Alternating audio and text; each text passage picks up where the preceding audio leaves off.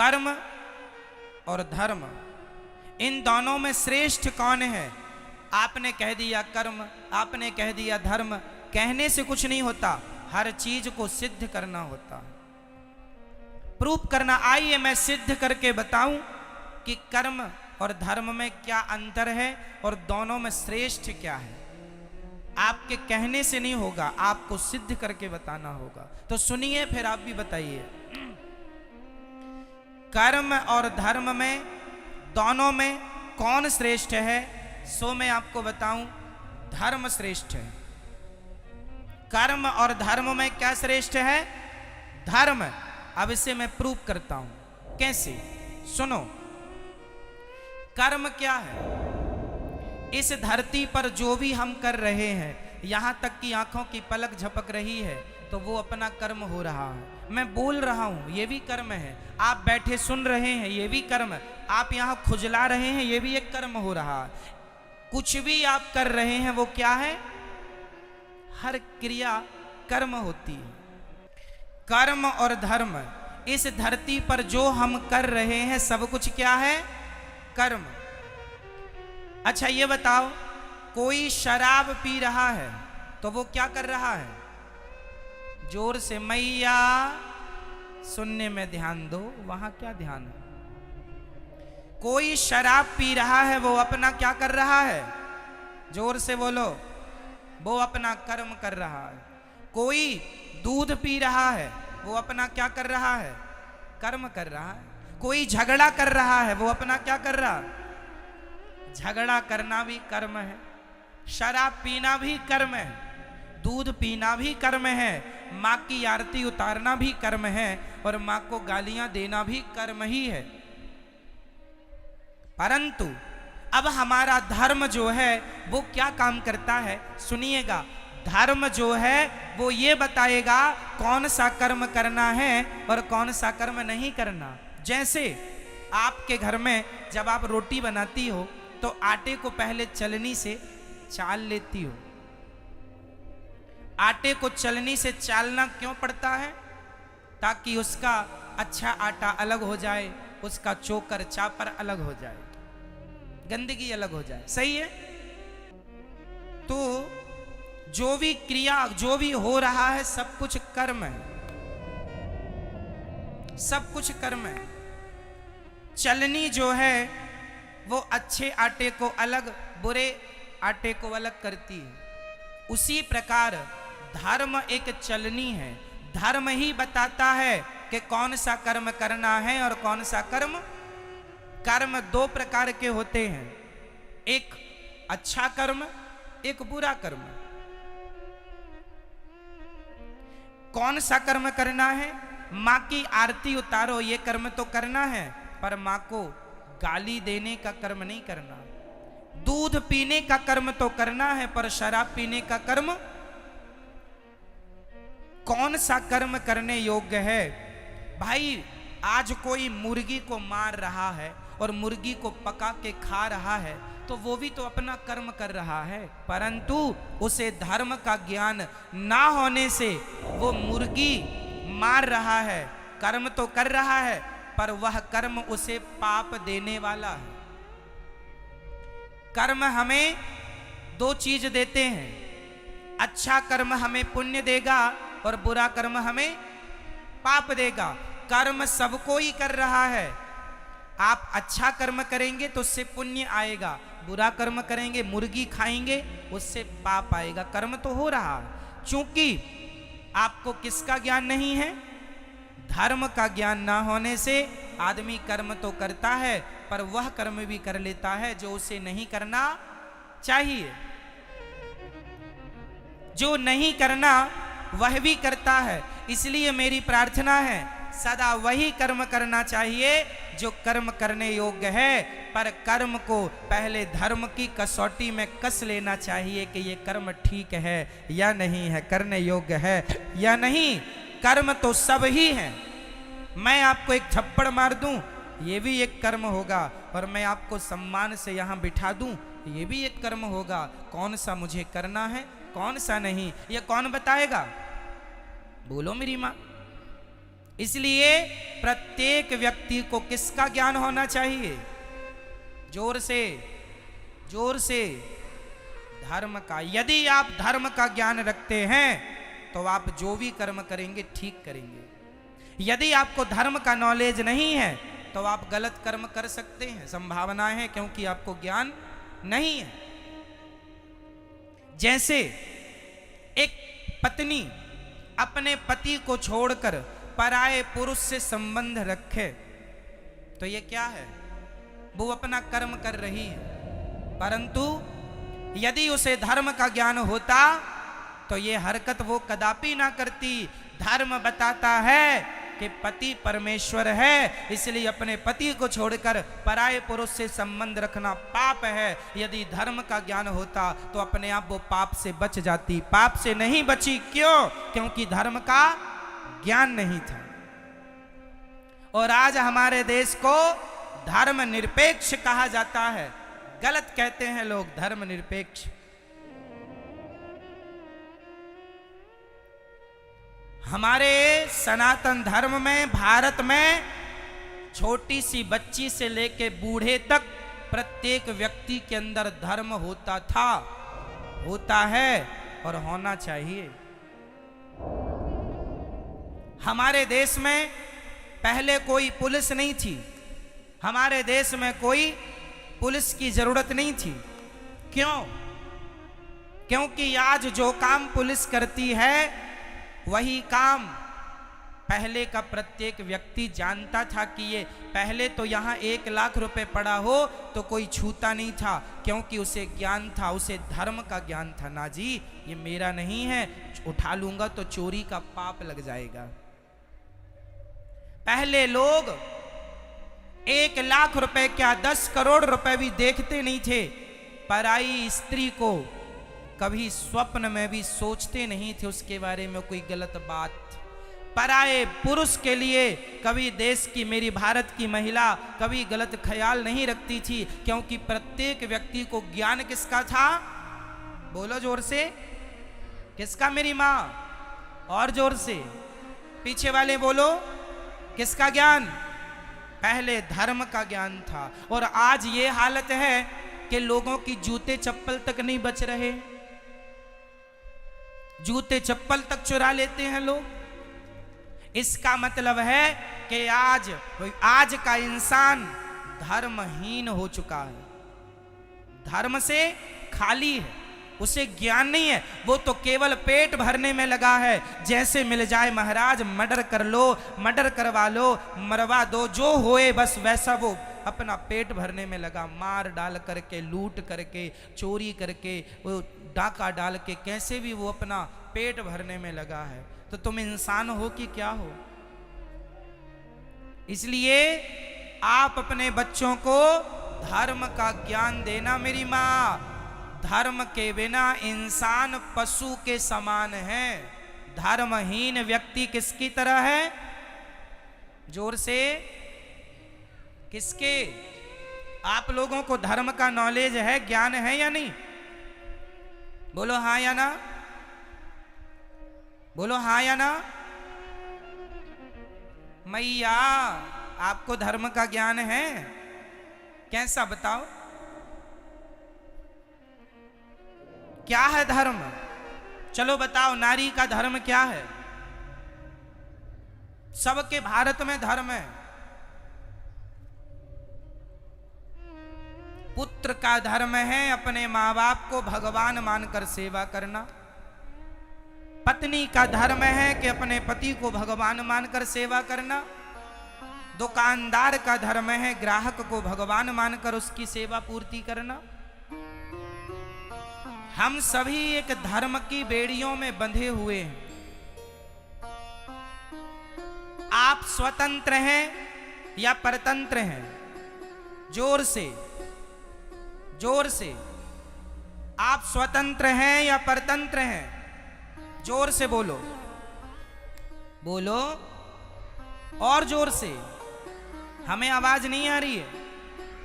आप स्वतंत्र रहना चाहते हैं कि परतंत्र रहना चाहते हैं? आप स्वतंत्र रहना चाहते हैं या किसी के अधीन रहना चाहते हैं? बोलो। आप यदि अधीन रहना चाहते हैं तो किसके? बोलो। अब मैं बोल रहा हूं, ध्यान से, ये दास अनिरुद्ध समझाएगा। मैया कहां जा रही हो? अच्छा, तो हम चलते हैं। अच्छा, ध्यान से सुनो। आप कह रहे हैं हम स्वतंत्र हैं, गलत कह रहे हैं आप। ना तो स्त्री कभी स्वतंत्र हुई, ना तो पुरुष कभी स्वतंत्र हुआ। और यदि आपने स्वतंत्र होना चाहा तो आपका सर्वनाश हो जाएगा, पतन हो जाएगा। हम कभी स्वतंत्र नहीं हो सकते और हम होना भी नहीं चाहते। हम सदा धर्म के अधीन रहना चाहते हैं। हम किसके अधीन? बोलो। धर्म के अधीन। किसके अधीन? तो क्या आप स्वतंत्र हैं? नहीं। यदि स्वतंत्र होते और यदि आप मनमाना काम करोगे, आज एक स्त्री अपने पति को छोड़कर दूसरे पुरुष को रखती है, वो स्त्री अपने आप को स्वतंत्र मान रही है। उसकी स्वतंत्रता उससे पाप करा रही है कि नहीं? क्या समाज ऐसी नारी का सम्मान करेगा जो अपने पति को छोड़कर पर पुरुष से संबंध रखे? बताइए। उसने स्वतंत्र रास्ता चुन लिया, जो मन में आए। इसलिए हम स्वतंत्र नहीं हैं, हम वही करते हैं जो हमारा धर्म कहता है। क्या कहेगा धर्म, वो करेंगे हम। धर्म कहता है दूध पीना है बेटा, दूध पिएंगे। धर्म कहता है शराब नहीं पीना। आप मुझे 10 करोड़ रुपए देंगे और कहेंगे कि एक गिलास शराब पी लीजिए, तो मैं 10 करोड़ क्या, पूरी सृष्टि की दौलत लाकर कदमों में रख देंगे, तो भी मैं अपने धर्म का परित्याग नहीं करूंगा। मैं स्वतंत्र नहीं हूं, मैं धर्म के अधीन हूं। मैं गुलाम हूं धर्म का। मैं किसका गुलाम हूं? मैं किसका गुलाम हूं? 2 नारियां हैं समाज में। एक स्त्री का नाम है सीता, बहुत ध्यान से सुनिएगा। एक स्त्री का नाम है मेरी मां सीता, और दूसरी स्त्री का नाम है सूपनखा। सूपनखा रावण के बहिनी। अब बताइए, सीता माता स्वतंत्र है या सूपनखा स्वतंत्र है? कौन स्वतंत्र है? बोलो मेरी मां। कौन? सूपनखा स्वतंत्र है। इसलिए वो किसी पुरुष से कहती है कि हमसे विवाह कर लो, तो सम पुरुष न मोह सम नारी। राम जी कहते हैं हमारा भाई वहां बैठा है, एक बार बात कर लो, बात बने तो। चली गई। इतनी निर्लज्ज है, देखो खुद अपनी शादी की चर्चा कर रही, खुद अपना विवाह तय कर रही। लक्ष्मण जी से कहती हमसे विवाह कर लो, तुम बड़े सुंदर हो। वैसे तो तुम्हारे भैया बड़े सुंदर हैं, पर वो नहीं मिल रहे हैं, तुम ही मिल जाओ। वो कहती है कि हम भी कम सुंदर हैं क्या? राम जी ने पूछा तुम्हारी शादी हो गई? कहती नहीं हुई, जबकि सूपनखा की शादी हो चुकी थी। सूपनखा के पति का नाम है विद्युत जिह्वा। सूपनखा के पति का नाम क्या है? विद्युत जिह्वा। इसे रावण ने मार डाला है। रावण ने मार दिया अपने जीजा को। और सूपनखा कहती है मैं कुंवारी हूं। तो लक्ष्मण जी ने नाक कान काट दिया। किसी ने लक्ष्मण जी से कहा क्यों जी आपने नाक ही क्यों काटी?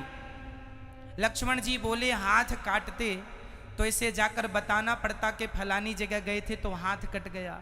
नाक इसलिए काटी है, इसे बताना नहीं पड़ेगा कि कहां गए थे, लोग देखते ही समझ लेंगे कि नाक कटाने ही गई थी, इसलिए नाक ही काटी। कहती है तो सम पुरुष न मोसम नारी। क्यों? क्योंकि सूपनखा का संकल्प वही है जो राम का, निश्चरहीन करऊं मही। राम जी कहते हैं मैं निशाचरों से हीन पृथ्वी कर दूंगा, मैं रावण को मारूंगा, राम जी कहते हैं। और सूपनखा भी कहती है रावण तूने मेरे पति को मार डाला है, क्योंकि सूपनखा का पति इतना बलशाली था कि रावण डर गया कि कहीं ये मुझे मार के कब्जा ना कर ले लंका में, इसलिए मार दिया। सूपनखा तब से गुस्सा हो गई, तूने मेरे पति को मारा है, जब तक तेरे विनाश का समय नजदीक नहीं आ जाएगा तब तक मैं लंका में प्रवेश नहीं करूंगी। इसलिए रावण के विनाश का समाचार लेकर के सूपनखा रावण के पास गई, और सूपनखा ने ही तो रावण से कहा था कि सीता को चुरा लो। रावण के बर्बादी में सूपनखा का विशेष हाथ है, शुरुआत यहीं से हुई। तो इसलिए कहती है तो सम पुरुष न मोह सम नारी, तेरा भी विचार वही है राम, तेरा भी विचार वही है कि रावण को मारना, और मेरा विचार भी वही है रावण को मारना। तो सम पुरुष न मोह सम नारी, हम दोनों के विचार एक से मिल गए, इसलिए यह संयोग विधि रचा विचार। यह संयोग है कि तुम्हारे और हमारे विचार मैच कर गए। तो सीता माता धर्म के अधीन चलती हैं और सूपनखा स्वतंत्र है। तो आप स्वतंत्र रहना पसंद करोगी मेरी माँ, या धर्म की अधीनता स्वीकार करोगी? बोलो। धर्म। इसलिए मेरी माँ धर्महीन चाहे स्त्री हो, धर्महीन चाहे पुरुष हो, दोनों पशु के तुल्य हैं। हमारे भारत में एक पत्नी का पति मर जाए तो वो उसकी विधवा रह के सारी जिंदगी गुजार देती है। क्या है ये? जोर से बोलो, क्या है ये? क्या है ये? धर्म है। और ऐसी क्वालिटी की स्त्रियां सिर्फ हमारे भारत में हैं। आज दुनिया में 200 देश हैं लगभग। पूरी दुनिया में कितने देश हैं? अमेरिका, लंदन, जापान, पेरिस इत्यादि जाकर देख लो, दुनिया में 200 देश हैं। ऐसी स्त्रियां केवल भारत में पाई जाती हैं कि पति के मर जाने पर उसी की विधवा रहकर जिंदगी गुजार देंगी, पर पराये पुरुष की तरफ आंख उठाकर नहीं देखेंगी। ऐसी स्त्रियां सिर्फ भारत में होती हैं। सती सावित्री केवल यहां और कहीं नहीं, इसलिए यहां धर्म है। ये क्या है? यदि स्त्री अपने पति को छोड़कर पराये पुरुष से संबंध रख ले, आजकल तो पुनर्विवाह कर लेते हैं कि लड़की का पति यदि समय से पहले खत्म हो गया, कोई बाल बच्चे हुए नहीं और हो भी गए, और उसका मन है कि भाई जिंदगी अकेले नहीं गुजर सकती, कोई जीवन साथी चाहिए, तो आजकल पुनर्विवाह का भी लोग बंदोबस्त कर लेते हैं। वो अपनी आप की स्वतंत्रता है। पर हमारे देश में आज भी स्त्रियां अपने पति के जाने के बाद वो उसी की विधवा रहकर जीवन जीना पसंद करती हैं, पराये पुरुष से संबंध रखना पसंद नहीं करती। कुछ स्त्रियां ऐसी हैं, पर कुछ आज पुनर्विवाह में भी बिलीव करती हैं। सबके अपने अपने विचार हो सकते हैं, वो उनकी अपनी स्वतंत्रता। फिर भी मेरे देश में आज सती पतिव्रता नारी पाई जाती है, और ये स्त्रियों की क्वालिटी सिर्फ भारत की स्त्रियों की है और कहीं की नहीं। इसलिए है क्योंकि हमारे देश में धर्म रहा है, लेकिन आज के कुछ लोग भारत को धर्म निरपेक्ष कह रहे हैं कि ये तो धर्म में हम कोई विश्वास ही नहीं करते। धर्म निरपेक्षता का अर्थ होता है धर्म में कोई विश्वास ना करना। और सोचिए, इस धर्म निरपेक्षता के कारण हमारे स्कूलों में पहले पढ़ाया जाता था गा गणेश का। सुनो जरा, पहले हम लोगों को क्या पढ़ाया गया? गा गणेश का। आज पढ़ाया जाता है गा गधे का। कोई गणेश बनना नहीं चाहता, गधा ही बनना चाहते, इसलिए आज गधे हो रहे हैं। गणेश के संस्कार खत्म हो गए। गणेश वही है जो अपने माँ बाप की परिक्रमा लगा ली तो पूरे ब्रह्मांड की परिक्रमा लग गई। क्यों जी? गणेश जी ने अपने माँ बाप शंकर पार्वती जी की परिक्रमा लगाई थी कि नहीं? आज हम हिंदू लोग गणेश चतुर्थी को गली मोहल्ले में गणेश जी रख के उनसे यही तो सीखते हैं कि गणेश जी जैसे मातृभक्त थे, जैसे गणेश जी पितृभक्त थे, उसी प्रकार हमारा और आपका बेटा भी मातृ पितृभक्त बने। ये शिक्षा गणेश जी से मिलती थी। लेकिन आजकल स्कूलों से संस्कार, बच्चे संस्कारहीन होते चले गए। हमारे समय पर जब मैं हिंदी पढ़ता था यहीं पर, तो हमारे यहाँ कुछ मीराबाई के पद हुआ करते थे हिंदी में, कुछ सूरदास के पद हुआ करते थे। जब हम पढ़ते थे तो रामचरितमानस की चौपाइयां हुआ करती थी। लेकिन आज नहीं है, गायब कर दिया धर्म निरपेक्षता के कारण में कि भाई हर मजहब के, हर धर्म के लोग पढ़ते हैं। अरे तो भारत है, ये हिंदू राष्ट्र होना चाहिए, यहां तो सनातन धर्म के हिसाब से ही सब चलना चाहिए। क्या कुछ लोगों के कारण हम अपना धर्म छोड़ दें? लेकिन आज लोग छोड़ रहे हैं। हम लोग पढ़ते थे तो ये चौपाइयां हुआ करती थी, सुखी मीन जे नीर अगाधा, जिमी हरि शरण न एकं बाधा। ये हम लोगों ने रामचरितमानस की चौपाई हमने कुछ तो यहीं पढ़ी है हिंदी में। आज की बुक में राम जाने क्या है, गा गणेश का हटा दिया, गा गधे का। पहले था मां मंदिर का, आज है मां मछली का।